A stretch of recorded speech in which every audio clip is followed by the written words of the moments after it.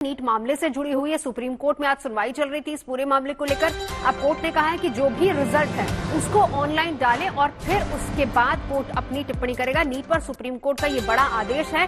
आज की सुनवाई में सुप्रीम कोर्ट ने कहा है कि पूरा रिजल्ट ऑनलाइन जारी किया जाए। मनीष चौरसिया मेरे से जुड़ चुका है। मनीष, क्या कहा है कोर्ट ने? आज का कोर्ट का रुख क्या है इसको लेकर? देखिए 4 घंटे से ज्यादा की ये सुनवाई हुई और कोर्ट में यही एस्टैब्लिश करना था पिटिशनर्स को कि जो लीक है वो उसका दायरा बहुत बड़ा था। इसको लेकर तमाम तरह की बहस हुई, लेकिन आखिर में बातें आते ये कमेंट भी आया जज की तरफ से कि जो लीक है उसका दायरा फिलहाल अभी हजारीबाग और पटना तक ही दिखाई पड़ रहा है। मतलब बात नीट की तरफ जाती हुई दिखाई नहीं पड़ रही है। तमाम सारे छात्र मेरे साथ में हैं जो लगातार इस हियरिंग को सुन रहे थे।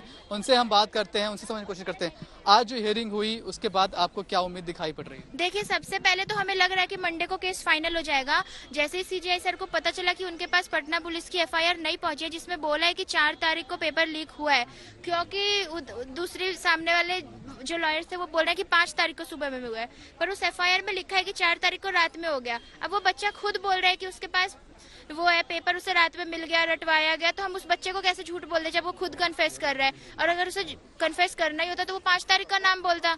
मतलब वो 4 तारीख को बोल रहे तो 4 तारीख को ही मिला है। लीक की टाइमिंग पर सवाल कम है, सवाल इस पर ज्यादा है कि कहां तक लीक गया है। वो भी हजारीबाग और पटना से बाहर निकलता हुआ दिखाई नहीं पड़ रहा है। देखिए, हजारीबाग और पटना से बाहर निकलता हुआ दिख नहीं रहा है क्योंकि उसे दिखाया नहीं जा रहा है। क्योंकि अब हमें बोला जा रहा है कि आप डेटा लेके आइए। हम कहाँ से डेटा लेके आएंगे? और हम एनटीए को बोलेंगे कि आप हमें डेटा दीजिए तो वो देगी? वो तो जनरल सी बात है कि नहीं देगी।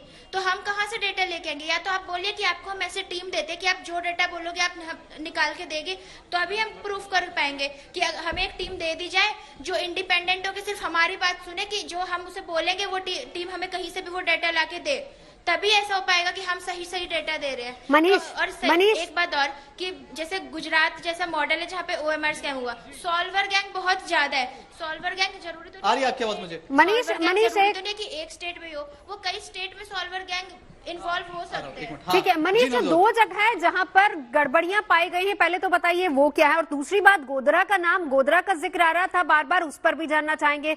तीसरी टिप्पणी, शनिवार दोपहर 12 बजे तक कोर्ट ने कहा है कि सारा रिजल्ट ऑनलाइन होना चाहिए। इसमें क्या वो रिजल्ट होगा जो सबसे पहले जारी किया गया था 4 जून को, या फिर जो ग्रेस मार्क्स हटा के रिजल्ट जारी किया गया था वो जारी होगा? इस पर क्लैरिटी कुछ दी है क्या कोर्ट ने? देखिए अभी यही है कि आपको सभी तरह के रिजल्ट जो है वो ऑनलाइन अपडेट करने होंगे। जो हम सेंटर्स की बात कर रहे हैं उसमें 3 सेंटर्स मेनली थे जहां पर लीक देखा गया था। एक हजारीबाग, पटना और गोधरा सेंटर का भी रेफरेंस दिया जा रहा था। हजारीबाग और पटना में पेपर लीक का मामला था, जबकि गोधरा सेंटर का मामला था कि वहां पर ओएमआर बच्चों को जो दी गई थी उनसे कहा गया था कि आपको जितना आए उतना भर दीजिए, जो नहीं आता है छोड़ दीजिए, टीचर्स भर देंगे। हालांकि वहां पर यह काम होने से पहले ही गोधरा में गिरफ्तारियां हो गई। तो शुरुआत में जो गड़बड़ी थी वो देखी जा रही थी कि क्या इस पूरे सिस्टम में दिक्कत है, सिस्टमेटिक तरीके से दिक्कत हुई है। मतलब क्या ये जो लीकेज का स्प्रेड है बहुत बड़ा है, इतना बड़ा है कि पेपर रद्द कर दिया जाए।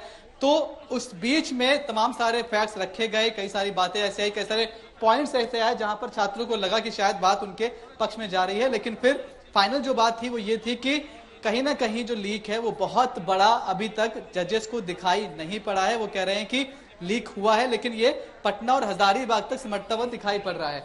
कैसे इस बात को आगे लेकर जाएंगे?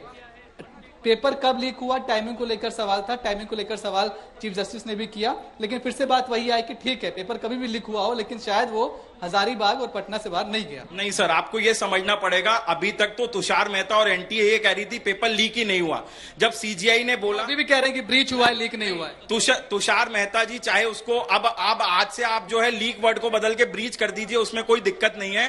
पर पेपर हजारीबाग में पंकज कुमार और राजकुमार जी ने ट्रंक से निकाला और वो पेपर फिर जो है पटना भेजा गया। वहां पे रॉकी भैया ने एम्स पटना के लोगों को लेके वो पेपर सॉल्व किया और उसके बाद चिंटू नामक बच्चे को पीडीएफ फॉर्मेट। बात एस्टेब्लिश हो गई है, इतनी बात वो भी मान रहे हैं, लेकिन वो कह रहे हैं कि पटना और हजारीबाग से बाहर का मामला नहीं है।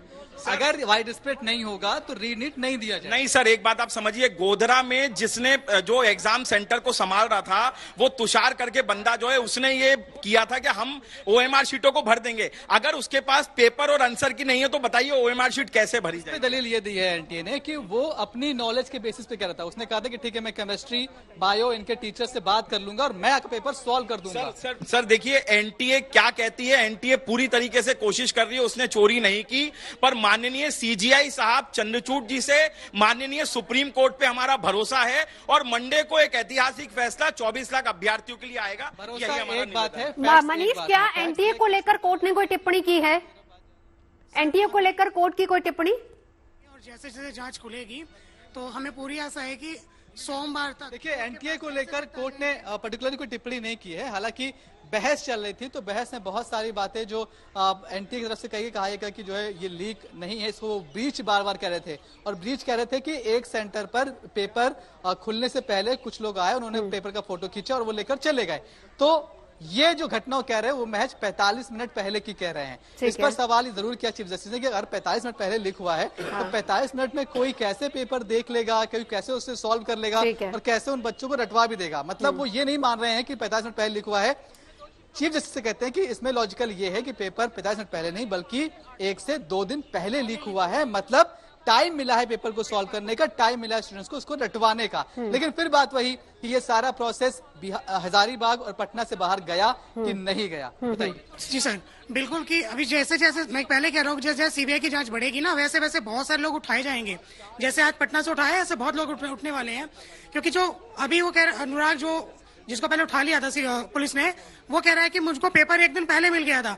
तो क्या संभावना नहीं है कि एक दिन पहले पेपर को लेके वो व्हाट्सएप से टेलीग्राम से by concealing the identity of the candidates so that the petitioners who are seeking re-examination can analyze the data and assist the court in a better fashion. और मनीष, साथ ही साथ क्या सीबीआई ने जो अभी तक अपनी जांच की है, जो रिपोर्ट सौंपी थी, उसमें कुछ निकल कर आया सामने? देखिए, सीबीआई की जो रिपोर्ट थी वो एक बंद लिफाफे में थी, उसको अभी तक खोला नहीं गया है। बोलते कि इससे जो जांच है वो प्रभावित हो सकती है। हालांकि सीबीआई के वकील जरूर वहां पर मौजूद थे और वो बीच बीच में अपनी बात रख रहे थे। तो सीबीआई की जो रिपोर्ट है उसे फिलहाल ओपन पब्लिकली नहीं किया गया, उसे कोर्ट में ओपन कोर्ट में डिस्कस नहीं किया गया है। पेरेंट्स हमारे साथ मौजूद हैं।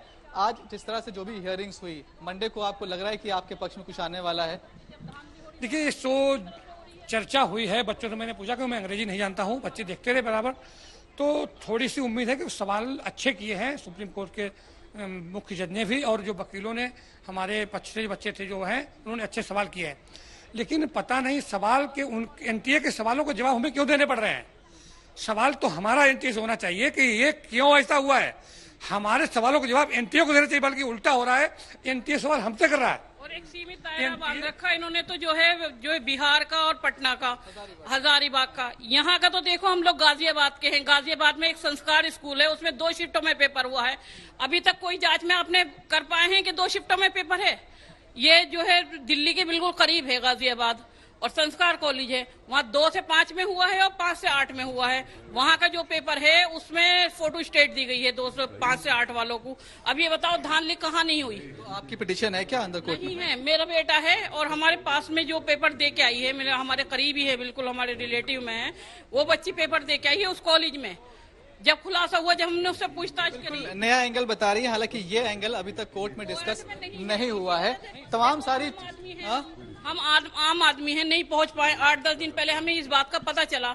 हमने बहुत कोशिश करी, मगर एक आधा आम आदमी की पहुंच कहां तक हो सकती है। कोर्ट में बात तो वही होगी ना जो उनके सामने बात जाएगी। आपके तमाम मुद्दे हो सकते हैं।